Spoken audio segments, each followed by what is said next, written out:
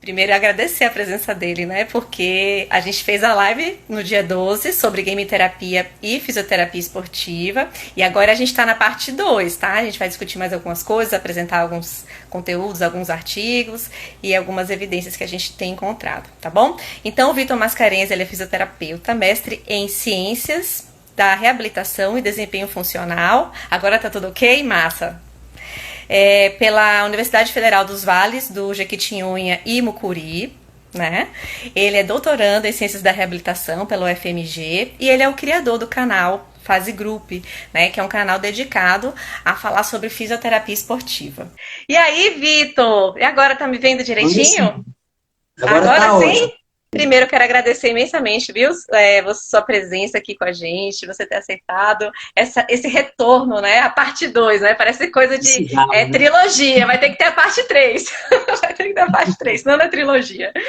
Então, eu queria te agradecer, tá? Que, assim, foi muito legal nossa primeira conversa. O tempo passou muito rápido, então eu tenho certeza que o tempo também vai passar bastante rápido hoje. E eu queria saber de você, assim, que você me falasse, assim, a sua experiência na área de fisioterapia, né, esportiva, quanto tempo você trabalha com isso, e a sua pesquisa, o que você tem trabalhado, né, dentro dessa área do esporte. E dentro disso, a gente vai puxando a conversa para a fisioterapia, no caso, com game terapia, com os videogames, tá bom? Então, fique à Tá, vontade. joia. Ô, cara, obrigado, viu, por você estar me recebendo. Para mim é um prazer, a nossa conversa foi muito boa. Precisava Foi mesmo mesmo. de ter esse segundo momento, porque a gente estava começando a gostar, o Instagram derrubou, né? É assim, ele derruba a gente. Então, a minha informação, cara, é desde o início, desde o primeiro semestre da graduação, voltada para fisioterapia esportiva. Né? Eu escolhi fisioterapia por causa da esportiva. Fiquei bastante em dúvidas se fazia ou não, mas depois que eu vi a área da esportiva foi que eu me apaixonei. Então, para mim, estava muito claro que eu ia para essa área da fisioterapia esportiva. Então, no primeiro semestre, eu já entrei na Liga de Fisioterapia Esportiva, que é uma extensão aqui da Universidade Federal do Ceará. Eu sou de Fortaleza, né, para quem não sabe. E aí, toda a graduação, eu permaneci nessa Liga de Fisioterapia Esportiva. Então, lá a gente tinha um grupo de pesquisa, que fazia essas pesquisas também, pesquisas mais simples de graduação na área da fisioterapia esportiva, fazia a avaliação pré-temporada de atletas, atleta do Ceará, do Fortaleza, do futebol, Legal. fazer a avaliação lá com a gente, porque a gente tinha o dinamômetro, né? Você sabe que o dinamômetro isocinético é muito caro. Sim. Muitos clubes daqui do Ceará não tem. Né? Então eles faziam lá a avaliação com a gente. Então eu tive essa experiência também de avaliação pré-temporada, tratamento de atletas, que a gente tinha um ambulatório. Eu tive também a experiência de viajar com os atletas universitários, né? Fazer mais aquela experiência on-field, né? Que a gente chama, no campo ali, com os atletas. Então isso foi muito legal. E aí, para mim, ficou muito claro que depois eu permaneceria trabalhando com isso. Né? Peguei gosto pela pesquisa, né? Pesquisa muito forte, meus professores também muito fortes na área de pesquisa. E nesse meio tempo, o professor Rodrigo Oliveira, que é o professor aqui da Universidade Federal do Ceará, foi meu orientador, ele fundou um grupo de pesquisa em tendinopatia. E aí eu participei desse grupo de pesquisa em tendinopatia, participo até hoje, mas voltado mais para as tendinopatias em atletas. E aí meu TCC foi tendinopatia patelar, que acomete muito atletas saltadores. Com O meu certeza. mestrado foi tendinopatia do calcâneo em corredores. Então eu fiz um estudo observacional, transversal, para avaliar ali os fatores associados, força, alinhamento de pé, rigidez de quadril, né? Então, voltado mais para os fatores biomecânicos, clínicos. E agora no doutorado também vou trabalhar também com atletas com tendinopatia do calcâneo, mas a ideia agora é fazer um ensaio clínico, né, voltado para tratamento, ver as repercussões da prescrição de exercício, negócio que a gente está bolando. Então, assim, a minha graduação, meu mestrado, meu doutorado foi todo voltado para fisioterapia esportiva, né? A gente tem respirado fisioterapia esportiva. Daí o canal, né, o Face Group, porque a gente acabava conversando, eu e outros colegas, sobre fisioterapia esportiva, sobre pesquisa, aquela conversa era sempre uma conversa muito boa, a gente tinha essa vontade de explorar a discussão, né? Aí veio todo esse mundo das mídias sociais, e aqui acaba Sim. sendo um espaço que a gente tem para discutir com pessoas, por exemplo. Se não fosse as mídias sociais, eu não iria lhe conhecer, né? E a gente não teria Essa Pois grata, é, essa grata surpresa, né? Você poder se conhecer assim, foi muito legal mesmo. é muito bom. E conhecer o trabalho do outro, né? Isso, conhecer o trabalho do outro, pensar como a gente estava já na live passada, né, falando das possibilidades, das interações, que é o que a gente vai discutir hoje ainda mais. Então, tem sido muito bom. Mais uma vez, obrigado, viu? Eu que agradeço. E sobre a parte de videogame, você tem alguma experiência? Você já viu alguém usando? Ou isso já tinha te chamado algum tipo de atenção ou curiosidade?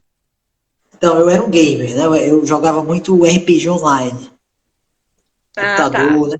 A interação foi esse boom aí dos jogos, videogame. Eu gastei muito tempo jogando videogame. Você sabe que quando na minha adolescência eu tive que parar, porque eu estava viciado em videogame. Sério, sem isso, jogava muito. Eu era um gamer. Eu acho que a minha geração acabou conhecendo aí, porque cresceu muito essa área dos games, né? Jogos online, sobretudo. Então, eu era um gamer, mas na área da reabilitação, o contato que eu tive sobre essa possibilidade, né?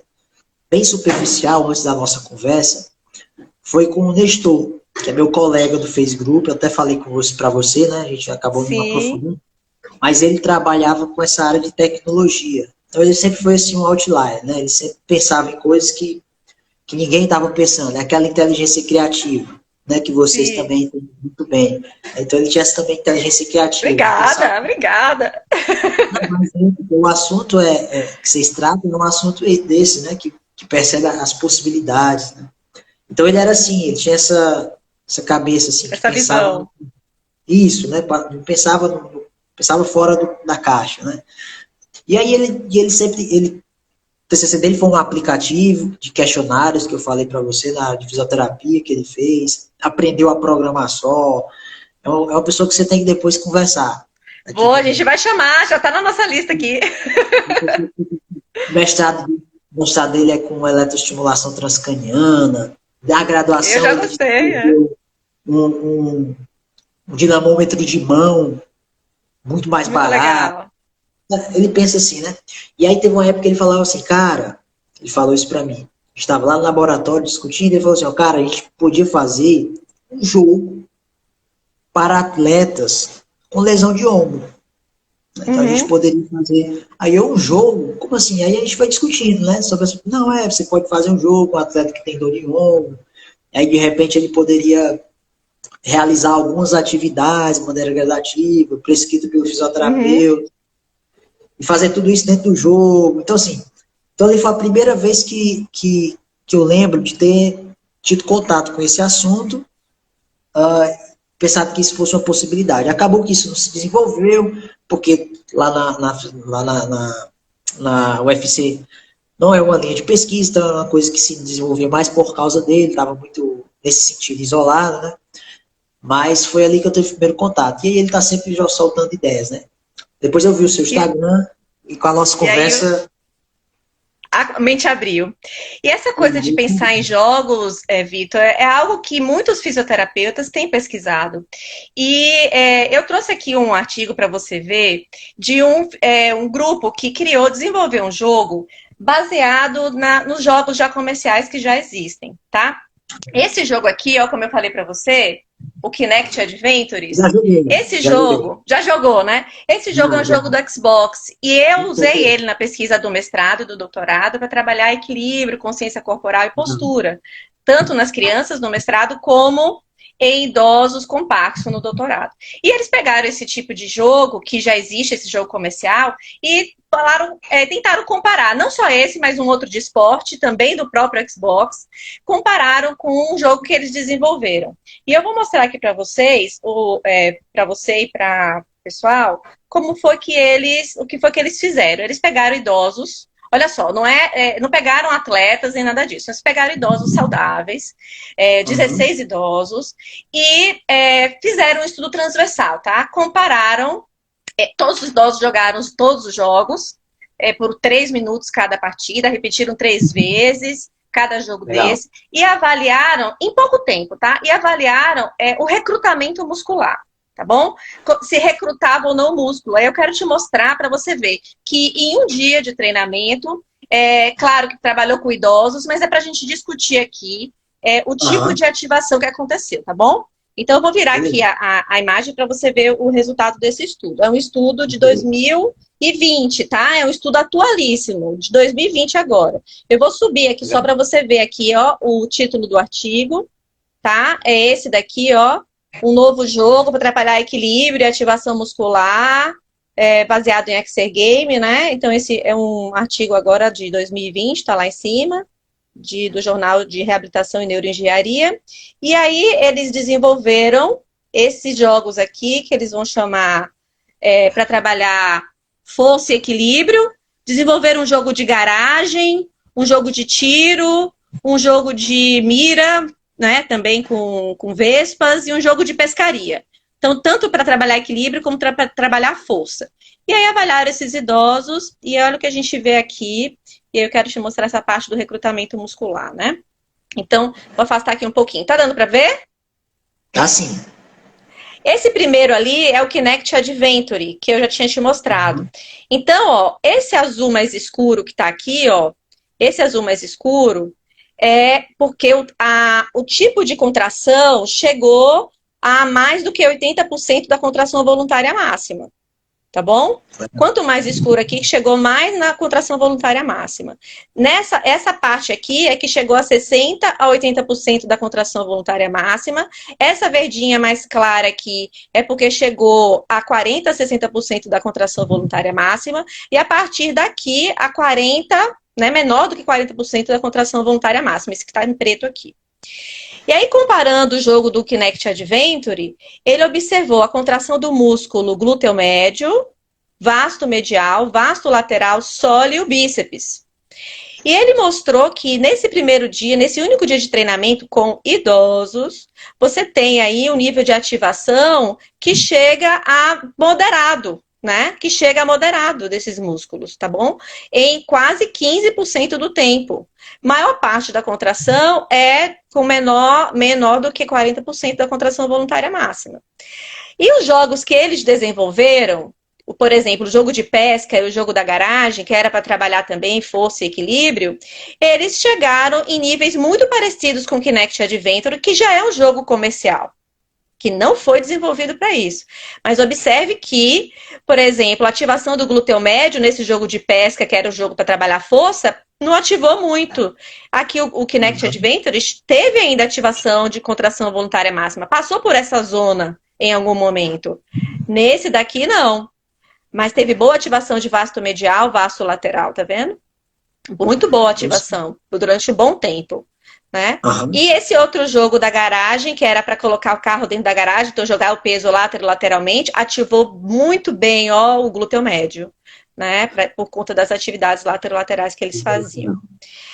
Aí, em cima disso, né, o que a gente pode pensar aí em cima disso, né? Que você consegue ativar essa musculatura, né? E pensando na coisa do idoso, já que foi trabalhado aí foram trabalhados idosos, a gente pode levar em consideração também que por eles estarem usando essa ferramenta e não terem se familiarizado muito com ela e estarem fazendo um trabalho e não necessariamente estavam se esforçando ao máximo, talvez essa leitura não represente o máximo de contração possível que esse paciente poderia ter feito, né? Porque, por ser idoso, talvez ele tivesse um cuidado para se movimentar, para tentar não cair, com algum tipo de receio, né? De medo, experimentando a ferramenta. Mas se a gente pensa que isso, já que está ativando, se a gente pensa isso para o atleta, você consegue visualizar não só o atleta de elite, o atleta que está treinando, mas aqueles atletas recreacionais e tal. Como é que você pensa em cima disso, vendo esses dados aqui? Você sabe que eu estava pensando nas possibilidades, a gente começou a discutir, depois que você apresentou para mim os conceitos na nossa última conversa, ficou muito claro, né? Então, por exemplo, pode haver alguma objeção pensando o seguinte, não, mas o atleta tem um perfil musculoesquelético e para ser desafiado, ele precisa de tarefas muito mais complexas do que, por exemplo, o idoso, né? Veja, depende. Depende do atleta sob qual condição. Porque o atleta recreacional, ele não é um atleta de elite. Então, as tarefas, a complexidade das tarefas e as dificuldades impostas não precisam ser tão grandes como atleta de elite. Mas uma segunda objeção pode ser, mas mesmo para o atleta recreacional, talvez ele não vá se beneficiar. Tá, mas e o atleta recreacional lesionado, cara? Com Por certeza. exemplo, o paciente com lesão que fez a reconstrução do ligamento cruzado anterior. Então, eu vejo, você me mostrou esse estudo agora, falando sobre a ativação do vasto lateral, vasto medial, vendo sobre os benefícios do desfecho e equilíbrio, eu pensei nisso. Eu pensei assim, tá, e aquele paciente que fez a reconstrução do ligamento cruzado anterior, que está naquela fase inicial, que a gente precisa, não na fase aguda, né, que a fase aguda a gente vai se preocupar um pouco mais com o manejo da dor, também começa a trabalhar a amplitude, mas naquela fase subaguda ali, onde você já está preocupado também com dar alguma descarga de peso, treinamento de equilíbrio. Então eu acho que sim, eu acho que isso é muito transportável para essa população, né? Então é um estudo que você pode fazer, né? Qual a eficácia de adicionar aos exercícios que já são realizados na reabilitação? Por exemplo, um atleta que teve reconstrução do ligamento cruzado anterior, ele estará em reabilitação, em tese, né? Mas quais seriam, então, os efeitos de adicionar esse protocolo? Né? E não é só os efeitos sobre a dor e a função. Tem uma coisa que é muito importante. Tem os efeitos sobre força, ativação, beleza, mas quais seriam os efeitos adicionais sobre satisfação? Cara, porque sobre sensação de presença. Pois então, o tratamento com o atleta, principalmente o atleta que teve uma lesão do ligamento cruzado, ele é muito maçante, né? Ele é muito chato, Sim. porque você imagina, é pelo menos 6 meses de reabilitação. Pelo menos 6 meses de reabilitação. Se ele for um atleta de elite, né? As evidências mais atuais recomendam ele voltar depois de 9 meses. Então você imagina, né? Você passando 6 meses, 9 meses com o atleta, né? Você tem que variar exercício, não é só porque tem que variar para melhorar a força, equilíbrio e tudo mais. Você tem que variar porque o cara não aguenta mais. Com certeza. Até mesmo porque se eu não fizer variabilidade de exercício, eu acabo condicionando o treinamento a só um tipo de estímulo e o músculo precisa de estímulos variados, não é mesmo? Então, assim, eu acho que para essa população, né, sobretudo nesse protocolo que você mostrou aí, de treinamento de equilíbrio, mesmo que que não seja idoso, tudo bem, mas em atletas que tiveram, por exemplo, a lesão LCA, poderia ser muito eficaz. E é legal que você mostrou que é um jogo que já foi feito, né? Um jogo já criado. Comparou esse jogo que já foi criado, que já existe no comercialmente vendável, com um jogo que foi desenvolvido pelos pesquisadores. E esse jogo tem vários minigames e usa o Kinect também. É um jogo de movimento, tá? Não é um videogame de joystick, não. Isso é bom frisar. É um jogo que estimula o movimento. Então, usando o sensor Kinect. Usou o sensor Kinect, coaptado ao computador, então o jogo era um software de jogo, e aí o sensor do Kinect, que é o mesmo sensor que capta esse jogo aqui, captou o jogo desenvolvido, o mesmo sensor, com o mesmíssimo sensor, para verificar, né, a ativação do músculo. E você falando aí do trabalho com equilíbrio e tudo mais, para você trabalhar equilíbrio, você precisa dar estímulos que promovam deslocamentos perto do limite da base de sustentação, né? Você tem que gerar instabilidade. E o legal desse estudo foi que também mostrou que tanto esse jogo que já existe comercialmente, como o jogo que eles criaram, conseguem trabalhar equilíbrio nessa perspectiva aí de você fazer oscilações multidirecionais, gerando distribuição de carga em diferentes posições da base, inclusive próximos do limite da base de sustentação. Deixa eu só dar um beijo aqui no pessoal, um beijo em Nildo. Nildo, querido, um pesquisador incrível lá da UFBA, pesquisa neuro também, área de neuro, viu? Tá aqui prestigiando a live. Então, Vitor, o que você pensa disso aí com relação a essa questão? Dá pra gente desenvolver jogos? Porque lembra que você chegou a falar, eu queria desenvolver jogos? É possível. É possível, é uma possibilidade. Eu estava lendo, a gente já tinha conversado e antes da nossa live eu aproveitei para ler, e eu vi que também que existe uma das dificuldades, você já tinha até citado, é o fato de que às vezes o jogo ele não tem a mesma qualidade gráfica, né? A mesma capacidade de entreter do que o jogo, não sei qual que é o termo que se utiliza, mas esse jogo que já foi realizado para entretenimento. Né? O jogo comercial, a gente fala jogo comercial. Jogo comercial. Se a gente já tem um jogo comercial que faz isso bem, tudo bem a gente criar outros, para ter até diferentes estímulos visuais, sinestésicos para o paciente.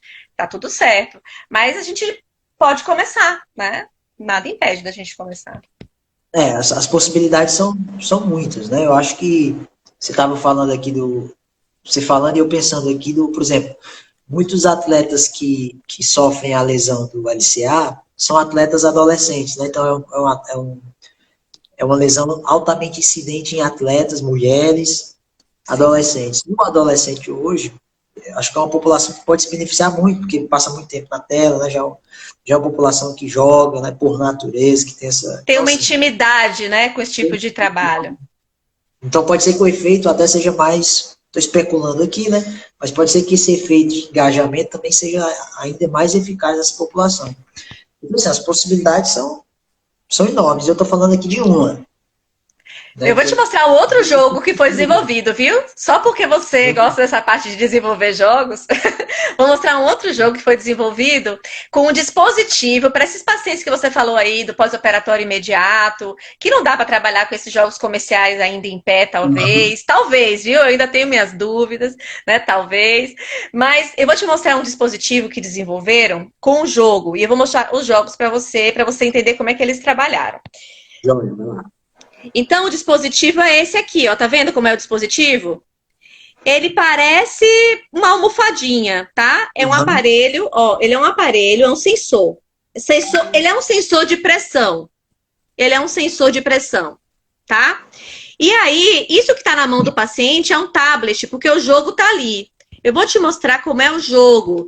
O título do artigo é Tendo diversão durante a reabilitação. Tá? Depois eu posso até mostrar o artigo qual é. Diversão durante a reabilitação. E aí, nessa tela ali do tablet, primeira tela que aparece seria desse bonequinho aqui, para martelar, né? Para você ver a contração voluntária máxima, a força máxima que o quadríceps pode fazer. E em cima disso, o jogo acontece. O primeiro jogo que tem é esse aqui, ó, do aviãozinho. Vou ampliar a tela para você ver, ó. É esse do aviãozinho. E você está vendo esses balões aqui?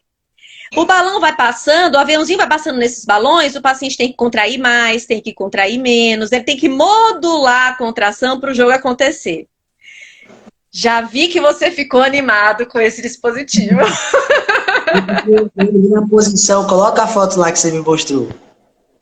A foto do dispositivo. Do dispositivo? Peraí. E a posição que estava pronto. Você sabe de novo, estava pensando aqui no atleta com lesão de LCA. Tem um exercício. Exatamente.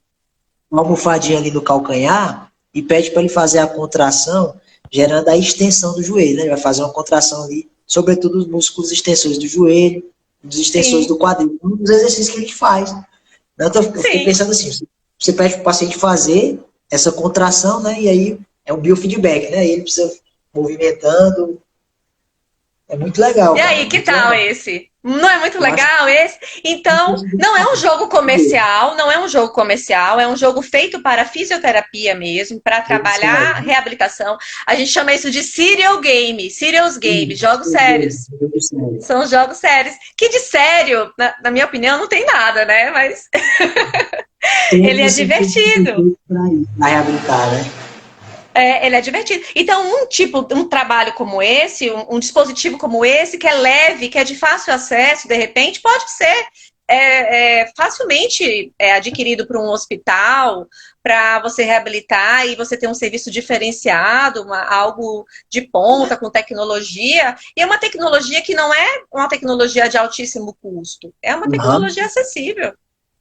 Muito entendeu? Bom, então eu penso em videogame mais acessível ainda, porque o videogame tá aí, é fácil de você achar, é fácil de você comprar, até usado, né? Você comprar para você, pena que isso não é muito divulgado, pena que essas questões não são mostradas, já que para a gente da fisioterapia, eu vou falar para você de novo isso, a gente falou na última live, é reconhecido como recurso fisioterapêutico pelo COFIT desde 2015 e como Legal. recurso de terapia ocupacional desde 2019. Então, a gente precisa se apropriar desse recurso para compreender ele melhor, para usar da melhor maneira, né? Com o nosso racional, porque, claro, aquilo que a gente já falou também, a tecnologia sozinha, ela não faz nada, né, Vitor? O importante é o racional. É isso que a gente está fazendo aqui, né? Explorando as possibilidades.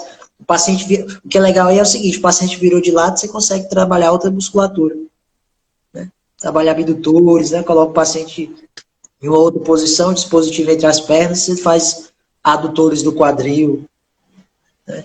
Por exemplo, paciente com pubalgia, um dos testes para você ver se o paciente tem pubalgia, você colocar a mão entre o quadril, entre os dois quadris, pede para ele fazer a adução do quadril, né? Geralmente o paciente sente dor. Então ou sente dor no pubis, ou sente dor ali na região inguinal. Então a reabilitação um dos aspectos da reabilitação é você fortalecer essa musculatura, né?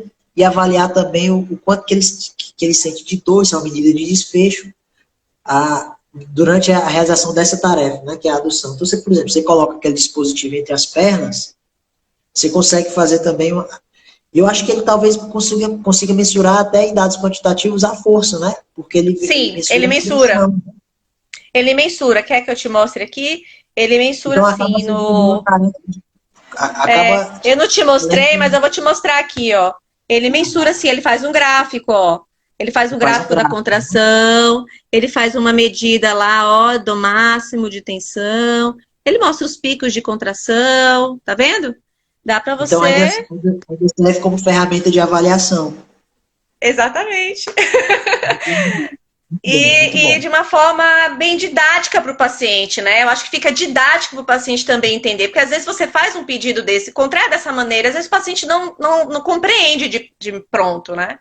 E eu acho que é um trabalho didático, lúdico, criativo, até para redução de dor. Você estava falando aí na redução de dor e tem impacto, sim, na redução de dor. Eu cheguei a te mandar um artigo que fala da redução da dor, especialmente no tratamento de alterações crônicas. E aí vem aí, como a Adriana está falando aí, ó, na dor lombar, na lombalgia crônica, usando esses videogames comerciais, né? Para paciente que tem dor em ombro, disfunções para ombro congelado, por exemplo, ou até disfunções do assoalho pélvico. Então, mostrando que, de um contexto geral, tem uma boa aplicabilidade para melhora de amplitude de movimento, para dor.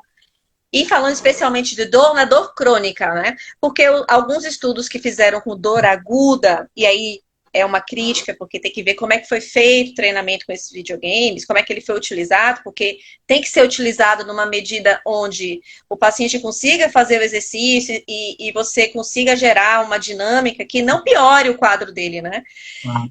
Senão, a tendência é ele ter um desfecho ruim com relação à dor. Então, esses estudos que fizeram com dor aguda, fizeram com pacientes com entorse do tornozelo, que eu sei que é sua paixão. Você comentou. Eu sei que é sua paixão. E eles fizeram uma meta-análise, tá? Eu não sei se você já viu esse estudo de 2018, uma meta-análise com dor musculoesquelética. Tá? E eles fizeram, então, usaram 7 estudos. E nessa meta-análise, apesar deles terem encontrado, desses 7, 4 estudos com um desfecho positivo sobre a dor, todos eles conseguiram fazer meta-análise porque todos eles estudaram a mesma escala de dor, tá? A escala visual de dor. E aí eles fizeram a meta-análise com esses 7 estudos, e aí eles conseguiram identificar um tamanho total de efeito sobre a dor de menos 0,51. Mas, apesar desses 4 estudos dos 7 terem tido resultados positivos, o intervalo de confiança, ele inclui o zero, porque é de menos 1,25 a 0,23. Então, por incluir o zero, aí ele mostra que, apesar de ser utilizável, ter aplicabilidade, não há evidência suficiente para concluir que os exergames melhoram a dor musculoesquelética. Mas a dor, principalmente aguda, a dor crônica, um outro estudo disse que tem um efeito positivo. Queria seus comentários. Não, o meu comentário é metodológico. Você falou que ele fez uma revisão. Eu sou um pouco crítico desse formato de revisão sistemática que você coloca todas as dores musculoesqueléticas. Então, a heterogeneidade é muito grande. Muito grande. Depois você faz uma conclusão que é o seguinte: não é eficaz para a melhora da dor nas condições da dor aguda, né, nas condições musculoesqueléticas. Só que acontece que, de repente, né, no estudo que o efeito é maior ou menor, ele pode puxar a meta-análise, né? Então, ele pode ter um efeito também que a gente chama de washout, de lavar o efeito. Sem contar que existem as peculiaridades. Como foi prescrito, né? Em que momento foi prescrito? Então, eu acho que não desanima, não. Eu acho que... Não, é isso, não desanima, não. Não, eu acho que é o fato de você entender as peculiaridades da prescrição, né? E das condições, porque condição musculoesquelética é muita coisa, né, cara? Ah, sim, sim. E a questão, o quesito dor envolve um aspecto emocional que não está dimensionado aí. É, pois então, E às eu acho que é vezes isso, né? é Agora, multidimensional, né? para entorse, Pode falar. para entorse eu acho muito legal, porque além desses Serious Games, por exemplo, o Kinect que você diz que é o Kinect do Xbox, né? Aquele que consegue É, detectar sim, movimento.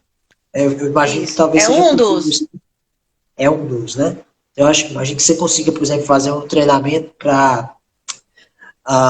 porque quando o paciente tem um entorse lateral de tornozelo, o atleta ele tem um entorse lateral de tornozelo, antigamente se falava, né? É o protocolo RICE, depois o protocolo PRICE, na fisioterapia esportiva já foi Sim. dois. Isso, olha, batido na minha época, viu, Vitor? Isso. Teve as atualizações, né? Que já chamaram policy, que aí você adicionava ali o optimal load, né? Do PO, Sim. o OL, né? Policy. Aí já teve o peace and love, né? Mas no fim das contas, o que importa é o seguinte, né? Carga adequada para que não gere quadro inflamatório pior, para que não agudize a dor, mas também ele não pode ficar em imobilização total, né? Então, Perfeito. assim, desse paciente, poderia ser usado, por exemplo, um protocolo de um jogo desse para você, nas fases iniciais, manter a amplitude, né? Então, eu fico pensando assim, no Serious Game, você poderia fazer os levels, os níveis, né? E aí você pode pedir para fazer ali os exercícios de inversão, eversão, e ele tendo que alcançar as barras, só que como ele está na fase aguda, agudíssima, ele faz só o nível 1, que é Isso. menor, Tanto de menos deslocamento. isso, com deslocamento menor e também com frequência menor, ou seja, com menos repetições, mas eu acho que isso tinha que ser prescrito pelo fisioterapeuta. Olha, Sim. você escreve, estabelece no jogo, né, ou então o jogo tem uma possibilidade, uma flexibilidade de você colocar os níveis, o fisioterapeuta e colocar para o atleta, né? E aí ele poderia trabalhar, por Sim. exemplo, com o movimento, e aí ele ia trabalhar indiretamente também melhora da dor, a médio e longo prazo. E ainda para o paciente, por exemplo, que entorse lateral de tornozelo, eu estava lendo aqui que tem muito estudo com aquela plataforma. Sim, eu ia mostrar agora a plataforma. É com ela mesma, do I. Pode falar. Não, tem muito estudo falando, avaliando o equilíbrio utilizando essa plataforma, que é uma plataforma de força, né? Consegue verificar o Uhum. deslocamento do center of pressure, né? Do centro de gravidade. E aí, um atleta também com entorse lateral tornozelo é uma das coisas que a gente começa a trabalhar. Né? Inclusive o déficit de equilíbrio. Não só o equilíbrio estático, aquele que você fica lá, aquele equilíbriozinho que você pede para manter o centro de gravidade, né? Sim. Mas o equilíbrio dinâmico, né? Você pedindo para ele, como você disse, né? Realizar uma tarefa que leve ele ao limite da base de sustentação, ele precisa se manter equilibrado. Por exemplo, tem uma forma de avaliação que a gente utiliza muito na fisioterapia esportiva, que é o Y-teste. Não sei se você Ah. está familiarizado, né? Que é uma forma de Não, avaliar o não. equilíbrio. Então, o Não. Y-teste pede para o paciente fazer você coloca uma fita métrica no chão, no formato de um Y. Ah, E aí ele sim. fica Pronto. E aí tem que fazer um movimento de alcance com o membro inferior na direção das fitas, né? Sim. E aí, o mau desempenho nesse teste está associado com novas recorrências de lesões em atletas com entorse lateral de tornozelo no futuro, né? Então, novas lesões ou relesões de entorse lateral de tornozelo. Então, eu fiquei pensando, com essa plataforma, você pode fazer esse exercício na plataforma. Sim. E utilizar aquilo como exercício e como avaliação, como o último que você mostrou aí, né?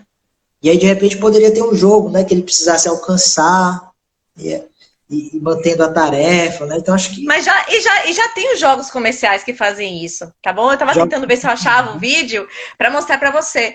Por exemplo, nessa fase inicial que você está falando aí da lesão aguda mesmo, pode colocar o paciente sentado numa cadeira, colocar o balance no chão e colocar o paciente colocar o pé no balance. E ele pode fazer um jogo de esqui onde ele tem que fazer a pronação, a supinação, a inversão e a reversão, controlar o movimento do esqui aqui. E ele depois pode... Hã? Com o pé na plataforma. Só o pé, não precisa sentar com os dois, só com um. Dá para fazer assim. Só com um. E aí depois, você podendo colocar carga, você pode ir avançando para esses de alcance, porque tem todo esse trabalho lá. Por exemplo, sem ser com a plataforma, esse aqui, ó, de novo, é porque eu adoro esse jogo, tá? O Kinect Adventures, você tem um jogo que é o jogo dos 20 mil vazamentos, é um minigame dentro desse jogo, onde você tem que tapar os vazamentos. Então, você tem que fazer alcances, tanto com o membro superior como com o membro inferior, para você tapar os buracos em diferentes posições, que aparecem na parede de frente, na parede do lado e no chão. Então, a pessoa também trabalha aí o cognitivo, a função executiva, porque isso vai interferir no aprendizado motor. Ela tem que pensar onde está o vazamento, qual a estratégia que ela vai usar de membro superior, de membro inferior, para tapar o vazamento, e fazer isso ao mesmo tempo que ela tem que perceber o ambiente. Porque o buraco pode estar, o vazamento pode estar na frente, pode estar do lado. Então, como o Xbox permite uma liberdade de movimento muito grande, você já pode estar ali trabalhando não só o alcance, mas situações de deslocamento para a marcha, né? E aí também trabalhando equilíbrio junto, entendeu? Então a gente fala aí dos serious games, que é legal a gente desenvolver, mas tem alguns jogos comerciais que, se a gente conhecer, pode ser muito legal para a gente poder adaptá-lo para a prática do fisioterapeuta. Usando ele não como entretenimento, mas usando ele com esse fim de ser um serial game mesmo. Encarando ele com essa seriedade. Você não acha que é possível? E acaba sendo divertido, né? Permanece divertido. Sim, acaba sendo divertido. E outra coisa com relação ao aprendizado motor também. Porque como tem muitas demandas, tarefas cognitivas, porque são tarefas desafiadoras, coisas que talvez no dia a dia você não conseguisse fazer no seu ambiente de clínica, você não conseguisse por alguma limitação, ou até mesmo porque você não tem como levar o seu atleta para aquele ambiente específico, você está trabalhando com ele dentro da sua clínica, você não tem uma quadra de esporte lá, poliesportiva dentro da sua clínica, mas você tem um videogame que pode fazer com que o paciente se sinta lá. Então, tudo isso pode favorecer o aprendizado motor. Então, a gente tem alguns estudos aqui que falam do aprendizado motor com videogame para estratégias esportivas. Inclusive, usando óculos de imersão, mostrando que existe aprendizado. E eles fizeram um estudo recente para melhora da habilidade. Eu quero mostrar esse para você, que eu ainda tenho tempo, né? Daqui a pouco vão derrubar a gente. Eu quero mostrar esse para você ver que é um óculos simples, que é usando esse óculos aqui, ó, tá? É usando esse óculos simples, que eu falei que custa R$25, tá bom? Então, eles usaram esse óculos aqui, ó. Na verdade, foi bem esse aqui, ó. Vou te mostrar aqui qual foi. É igual esse que eu te mostrei, mas foi essa marca aqui que eles usaram, tá vendo? Esse Utopia 360 graus. Ele é exatamente igual a esse daqui, que a gente liberou lá o workshop gratuito, lá no nosso canal do Telegram, que o pessoal que você colocou lá pro pessoal, né? Pro pessoal usar.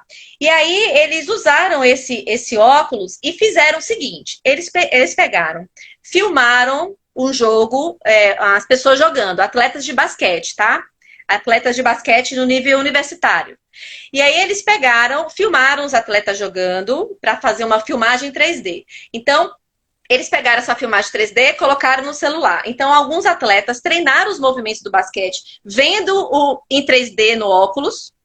Outros viram o mesmo vídeo no computador, igualzinho, só que no computador, sem óculos 3D. E o outro grupo viu só vídeos de jogos acontecendo. E aí o treinador avaliou tanto as tarefas que estavam sendo treinadas com óculos e com o vídeo, tá, no computador. Avaliou, então, as tarefas que já estavam sendo treinadas, como tarefas outras, para avaliar, inclusive, se transferiu o aprendizado. Legal. E olha o que aconteceu.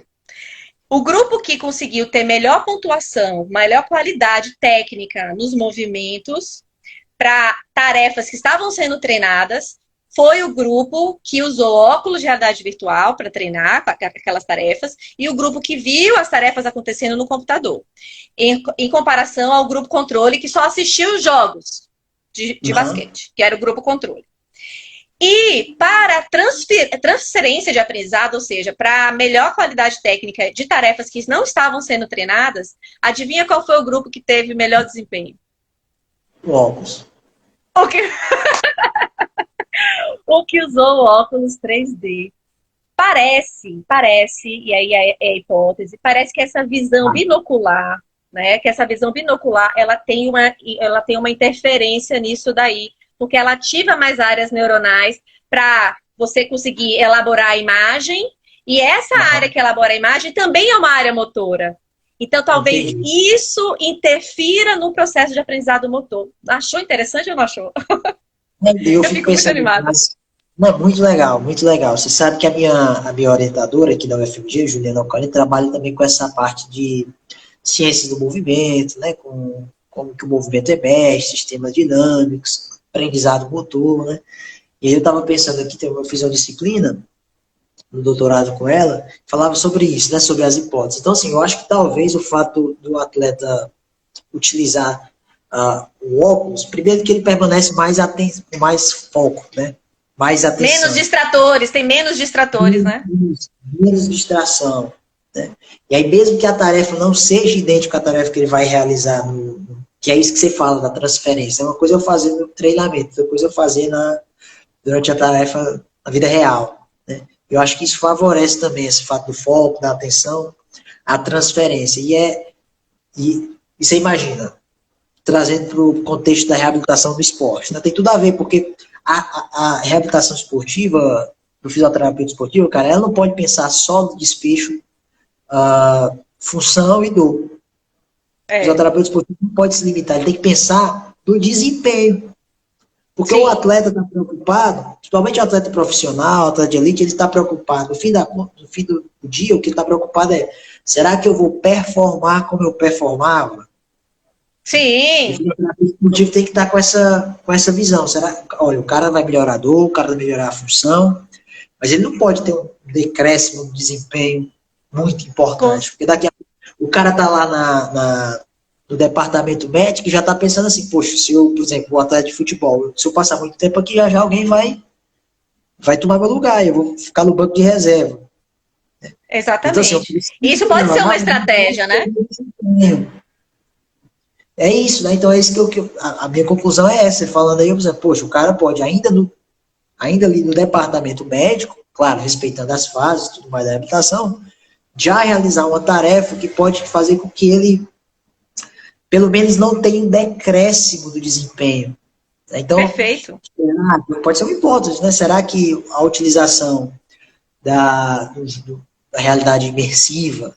talvez fazendo um trabalho de imagem mental associado, né? Como isso também interfere, porque ele está vendo, ele está pensando na tarefa motora. Mesmo que ele não esteja, talvez, executando, mesmo lá na parte médica, mesmo que ele não esteja executando, mas só dele ver, só dele imaginar aquela execução, ele está reforçando as sinapses facilitatórias para aquele determinado gesto, para aquela determinada atividade. É isso, né? Foi isso que eu pensei mesmo. E outra coisa, você falou da tarefa aí, foi a tarefa de desempenho do basquete, talvez deve ter sido acertar a cesta, né? Pontuar, não sei. Mas se você pensar, por exemplo, em desempenho em tarefas de controle do movimento. Sim, A gente fala também. lá, gerado valvo dinâmico, né?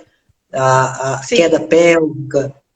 E aí, cara, eu estava aqui anotando, pensando nas possibilidades para nossa conversa, eu pensei assim, o meu mestrado foi com corredores, né? Então, um treinamento muito comum na reabilitação de corredores, independente da lesão, é o retreinamento da corrida. Uma das estratégias do retreinamento da corrida, não sei se você tem familiaridade, é colocar o atleta para correr no esteira, e aí você avalia ali quais são os erros de movimento, né? Ou então quais são os movimentos que aumentam a sobrecarga naquela estrutura que está lesionada, que podem ser evitados ou corrigidos. Né? E aí você faz o retreinamento. E às vezes, a depender do que você tem à disposição, você pode fazer o biofeedback. Que é, ó, a queda pélvica está caindo. A pelve está caindo, né? Uhum. Contralateral. Então, mantém a pelve lá. Ó, o joelho está entrando. O joelho está entrando. Né? E aí você poderia fazer um jogo, né, que fizesse a avaliação. Eu fiquei pensando, que fizesse uma pontuação de acordo com O a, desempenho. de acordo com o desempenho. Toda vez que ele errasse, sei lá, ele começava com score 100. Toda vez que ele fizesse ali tivesse um erro no movimento, ou seja, um movimento aquele que você queria que evitasse, ele vai perdendo ponto. Né? Então, é uma possibilidade também, né? Dentro da É corrida. possível. É possível. Mas, ó, eu sempre gosto de pontuar a favor. Pelo feedback Aí, positivo. eu, Pelo feedback positivo. Feedback positivo é melhor do que eu dar o que eu, feedback negativo, é né? verdade. Pois é, então é uma Então, possibilidade. ainda mais para esse tipo de atleta, que ele vai querer, é muito competitivo, vai querer fazer cada vez mais pontos, né? Não é assim? Então, Aí, talvez o feedback positivo. aí eu fiquei pensando Tá. assim, se você quiser falar, aí você me corta, viu? Porque eu falo demais mesmo. Não, é para falar. Eu falo demais, Você tá mas, aqui ó, para falar, meu querido. tá bom. Então deixa eu falar, viu? Ó, eu pensei Pode aqui falar. no protocolo, você falou aqui, né? Do score positivo. E aí o que o atleta se importa? Competição, né? Competitividade. É um fator de motivação externa. Então eu Sim. fiquei pensando, um atleta, já pensando para outra área, tá? Prevenção de lesão em atletas. Isso aí Tem é uma polêmica. Vamos prevenção lá. por si só. Vamos lá, prevenção de lesão em atletas. Eu quero. Estou pensando em uma lesão específica, não, tá? Sei lá, o protocolo. Tem um protocolo de futebol muito conhecido, que é o FIFA 11. Tem um protocolo bem genérico para redução das lesões membros inferiores e tudo mais. Sei lá, você Sim. poderia fazer um jogo, aí eu não sei, só tive a ideia de que você me ajuda aí. Você poderia fazer um jogo em É. que os atletas pontuassem à medida que eles fizessem os exercícios que foram preconizados. E aí, de repente, você Sim. tinha uma pontuação entre todos os atletas. Você está gamificando o processo de aprendizado, de No treinamento. processo de prevenção de lesão. E Tá aí eles iam certo. comparando, e ali tem aquele ranking, né, de escolhe de acordo com, ou pela quantidade de exercício, ou pela aderência do exercício, ou pela frequência, ou pelo volume que conseguir ser feito, e aí você ia ranqueando. Né? Então faria, Perfeito. e aí no final, sei lá, do mês, ou da semana, cada atleta, o atleta que alcançasse ali o maior score, ganhava um prêmio, né, alguma coisa. É uma Dá para possibilidade, né? fazer. Tem que falar com o Nestor para ele fazer um aplicativo que envolva jogo e jogo avaliação, porque dá para fazer um jogo para que você, não só o tempo todo jogo, mas é uma narrativa para o Ah, atleta, para que ele entre nesse jogo e ele queira pontuar cada vez mais. Porque o que a gente quer, como você começou falando aí na live, você era viciado em videogame. Então você quer um paciente viciado em fisioterapia, que minha amiga Adriana, ela isso. adora falar isso, eu acho a cara dela, quando eu falo, eu fico 2 anos, porque ela fala bonitinho isso.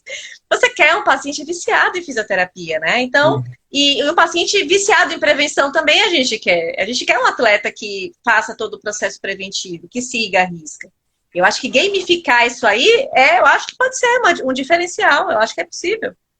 Eu Não acho. é? Não conheço nenhum trabalho que faça isso ainda. De Aham. repente, eu não conheço, não vi nada sobre isso, mas eu acho que é válido e possível. E aí os desfechos podem ser a aderência e o próprio índice de relesão da temporada, o índice de lesão da temporada, né, incidência de lesão da temporada. Eu acho que as possibilidades são, mais uma vez, falei isso umas 30 vezes aqui, mas as possibilidades são muitas. Você viu que eu fiz um post sobre isso, né? Voltei você falando. E a gente pode concluir pensando da seguinte maneira, né? Que isso não é, na verdade, um substituto da fisioterapia. Ele vem a contribuir, ele é um recurso a mais. Ele não está substituindo o trabalho nem da fisioterapia, do exercício em si, e muito menos do fisioterapeuta. Não é verdade? Porque precisa do fisioterapeuta para dar o feedback. Né? Não, é isso. Vai amplificar as possibilidades do fisioterapeuta. Eu acho que é como qualquer outra técnica, né? Sem o fisioterapeuta, senão você reduziria o fisioterapeuta à técnica, e não é isso. E não é isso. Exatamente. Ao fisioterapeuta. Então, assim, o fisioterapeuta tem que saber e dominar a ferramenta de qualquer jeito para usar. Da mesma forma, porque você precisa ter os cuidados de segurança. E quem vai fazer isso? É o fisioterapeuta que está ali supervisionando a tarefa. Então, a tarefa tem que ser supervisionada. E quando ela não for supervisionada, o fisioterapeuta tem que orientar para que a pessoa faça corretamente quando for fazer. Por exemplo, um dispositivo desse que você quer desenvolver aí para os atletas fazerem prevenção. Eles vão ter que fazer o exercício sozinhos, mas aí você tem que saber que eles estão fazendo corretamente, tem que ter uma parte educativa inicialmente, né, para que ele se familiarize com a ferramenta e que ele use a ferramenta da melhor maneira. Né? Eu vou ver aqui. Você quer falar mais alguma coisa, Vitor? Porque eu vou ver se tem alguma pergunta. Não sei se você viu alguma pergunta aqui. Você viu alguma pergunta passando? Eu nem tô, pra te falar a verdade, eu nem tô prestando atenção aqui nos comentários. O pessoal elogiando, dando parabéns, botando o coração, botando o olhinho. Hélio perguntou aqui, a visão sempre foi, a visão, né? Falando da coisa da visão, de você visualizar e ajudar como um captor, né? Sempre foi um captor importante, então, né? Para o tratamento como feedback. A realização da atividade virtual pode dar um up para o tratamento, nesse sentido, né? Usando mais ainda esse captor. Né? Aí o pessoal... falando dos captores, a Adriana falou da lombalgia, sem dúvida. Nildo, um abraço para Nildo novamente.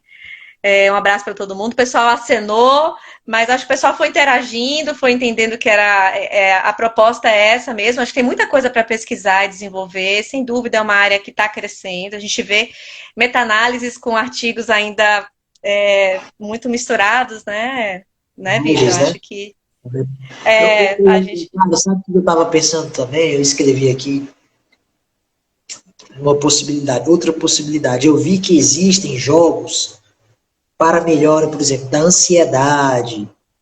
Você talvez esteja mais familiarizado. Eu só li fora, passei o olho. Sim. Jogos para melhora da ansiedade, desses fatores psicológicos, né?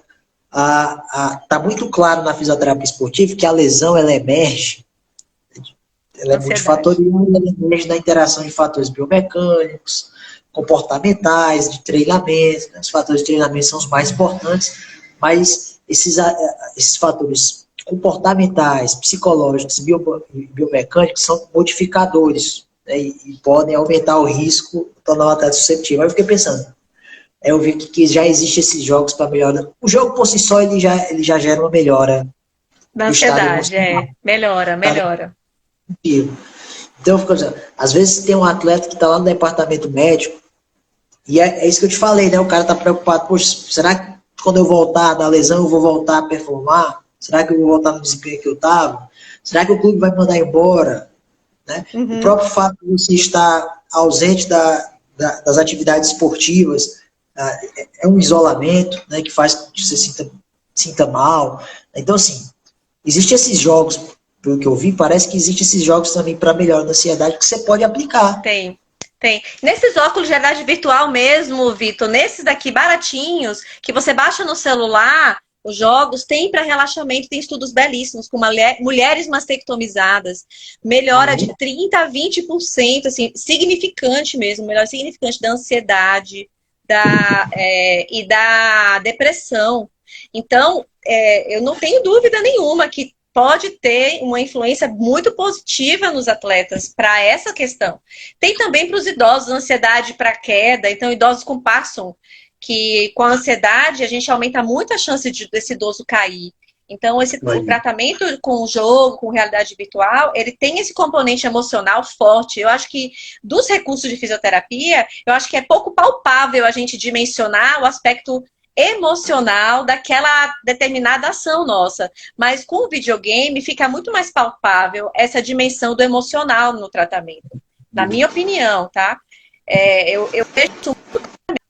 Não é só o aspecto físico que a gente está trabalhando, é também cognitivo, mas também emocional. Já que tudo isso está lá, expresso no movimento, né? É isso, eu pensei nisso mesmo, né? Dessa dimensão, porque o fisioterapeuta tem que ter esse olhar.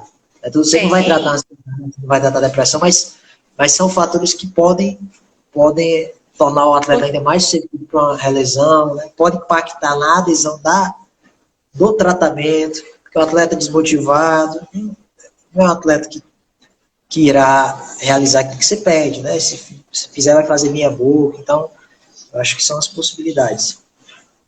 Poxa, Vitor, é isso mesmo. E eu acho assim que é legal a gente começar a trazer essa experiência dos videogames para outras áreas. Né? Como eu já te falei, sou mais da área de neuro, de ortopedia, mas voltada mais para idoso, né? Para essa parte do idoso, do Parkinson, essas questões mais específicas. E a Adriana também da área musculoesquelética, eu também trabalho com postura, tá? E a Adriana também da área musculoesquelética, mas mais voltada para assoalho pélvico, para a saúde da mulher. Então é muito legal essa conversa, a gente aproximar esses diálogos com as outras áreas, já que o trabalho com o videogame é para fisioterapia, independente da área, né? E é para o fisioterapeuta se apropriar dessa ferramenta mesmo. Eu acho que foi muito legal, assim, esse momento, essa conversa. Eu fico muito satisfeita, assim, de ver, assim, o brilho no olho, mesmo você não sendo da área, assim, dos games, mas eu vejo o brilho no olho quando a gente conversou, desde a primeira conversa que a gente teve. Então, assim, eu fico muito feliz quando a gente consegue despertar a atenção para isso, né? E mostrar para o fisioterapeuta que isso é uma possibilidade que pode trazer uma mudança de perspectiva no tratamento, em qualquer área da fisioterapia, né? É isso, eu fiquei também muito feliz. Como eu te falei, né? Eu tinha uma visão ainda muito superficial. Vocês estão de parabéns, viu, cara? Você e a Adriana, é um trabalho obrigada. muito legal, muito bacana. Você dá visibilidade a mais uma possibilidade de técnico terapêutico para o fisioterapeuta, né? Então, assim, vocês estão de parabéns. Muito obrigado pelo convite. Quem sabe não tem a parte 3 mais tarde, né? Com outras ideias. Vai ter que ter a parte 3. O Nestor já tá qualificado, vamos dizer assim. Ele já está qualificado como próximo player. Hã? Você tem que trazer o Nestor. Com certeza. Ele já é o próximo player. Ele vai viajar muito. Vai ser muito legal. Pois é. Você tem ainda alguma mensagem para dar? Ainda temos alguns minutinhos. Alguma outra coisa para falar? Ou tá tudo legal? Vou convidar o pessoal aí do seu Instagram que gosta também de fisioterapia esportiva a acompanhar lá o nosso canal, Facebook. Todo dia a gente posta 2, 3 postagens aí em relação à prática baseada em evidências, dentro dessa área da fisioterapia esportiva, tópicos de discussão. Nós temos nosso canal do Telegram também, que a gente envia material, que às vezes o Instagram não entrega, né? A gente conversou isso, o Instagram não entrega, então lá no canal do Telegram você fica certo que vai receber tudo. Então quem quiser participar, conhecer mais, basta ir lá no nosso canal e também se inscrever lá no canal do Telegram, que o link está lá no nosso perfil, é só clicar que já vai pro canal. 5 segundos.